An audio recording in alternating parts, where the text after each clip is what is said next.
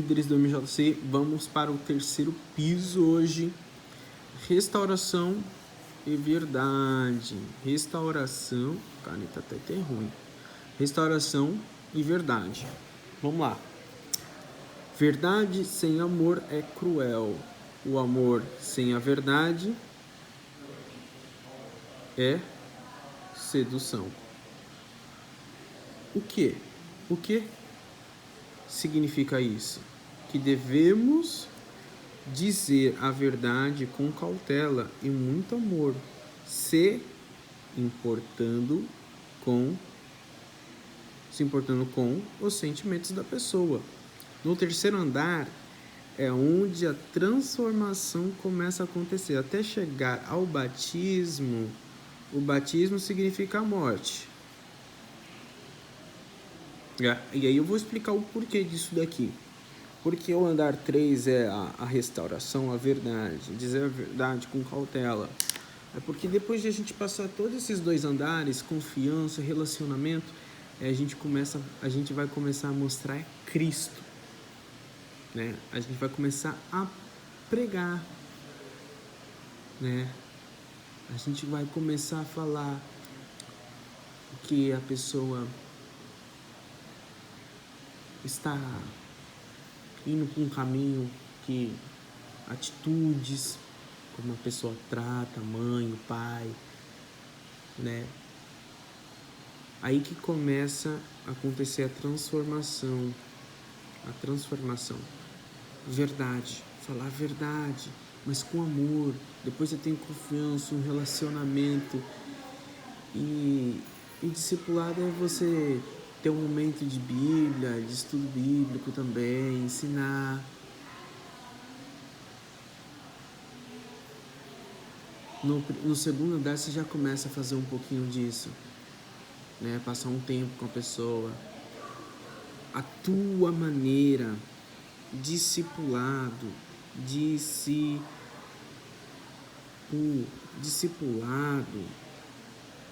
também é você ter o caráter de Cristo. Você não pode discipular alguém, você não vai poder, não vai poder discipular alguém se você não está discipulado. Você vai falar da mentira para a pessoa, mas você mente. É aquela frase de Jesus, olha, antes de você tentar tirar o vigo, né, tirar a palha do olho do seu irmão, primeiro tira do seu. Então, não tente discipular alguém em algo que você faz também igual. Tá entendendo? Precisa primeiro mudar. Primeiro mudar em nós aquilo que tentamos discipular a pessoa. Aí continuamos. Logo, o discipulado pode ser visto como um coach da morte, porque ajuda a pessoa a morrer para si mesma e viver para Cristo. Esse momento da morte,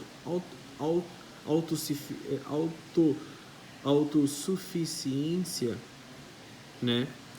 Algo que só acontece quando a verdade é dita com amor. Cada coach da morte, ou seja, cada um de nós, devemos ajudar as pessoas a morrerem para suas próprias vontades, desejos. Esse é o nosso desafio, né? Desafio ao conduzir os discípulos até o quarto andar, que a gente vai chegar lá. A restauração de um discípulo começa com a coragem que temos de apontar o que é o pecado na vida deles. A técnica das perguntas pode ajudar muito nesse processo. Pode ser que a pessoa não abre o jogo sobre o que acontece na vida dela. Por exemplo, talvez ela diga que está fazendo devocionais e não está. Como você pode descobrir isso? Fazendo perguntas. O que você tem feito?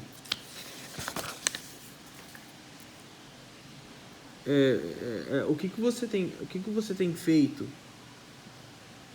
O que você tem feito devocionais? Quantas vezes por semana? Você vai perguntando. Quais textos bíblicos? O que Deus tem falado ao seu coração?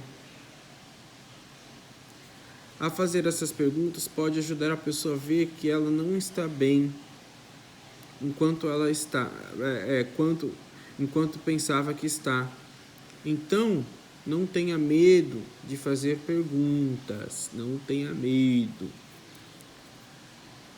Autoridade.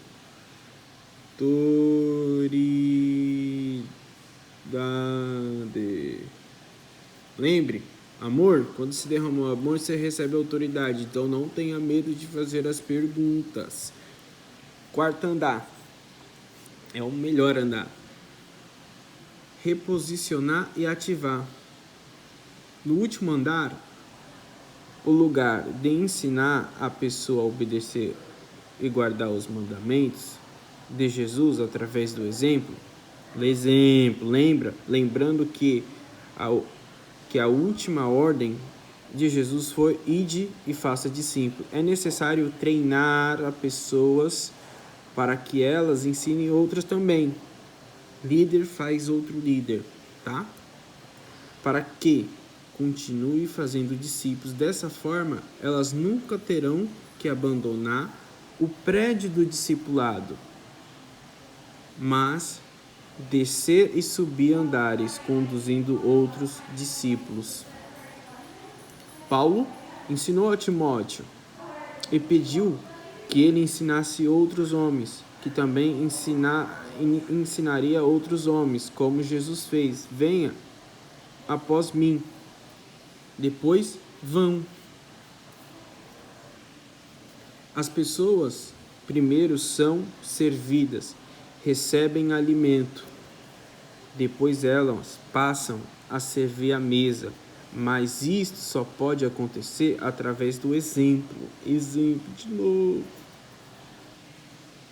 E a questão não é apenas ensinar mandamentos, mas ensinar a obedecer. A obedecer, tá vendo? Os mandamentos. Gente, isso daqui é a melhor coisa. Discipulado da influência do comportamento. Não falar palavrão, o seu comportamento, o que você fala. Discípulo de Cristo. Para você, discipular a pessoa. Tá entendendo? Precisa entender que existe uma grande diferença entre informação e revelação. Informação é conteúdo, conteúdo. Revelação é o conteúdo encarnado. Vamos para a próxima aqui.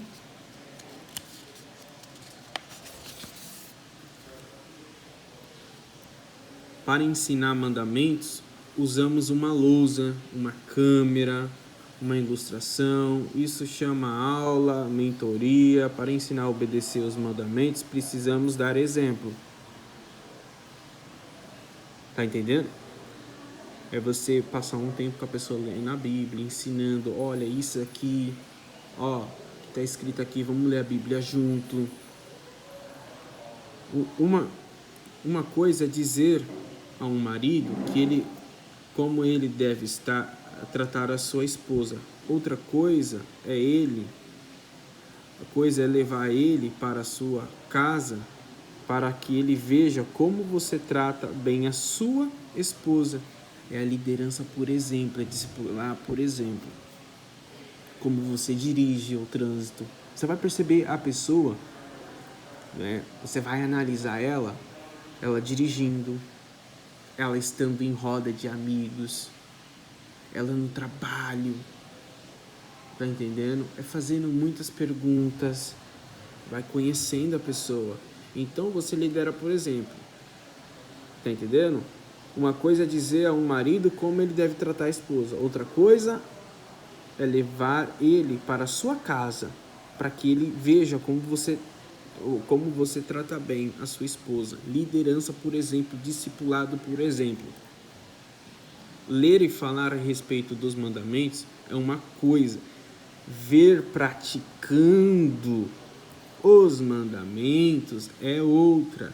O impacto é infinitamente maior.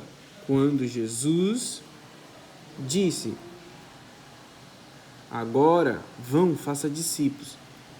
Ele já tinha passado 3 anos trabalhando com eles, mostrando através das suas próprias mãos como faz isso. Estão entendendo, gente? É preciso liderar por exemplo.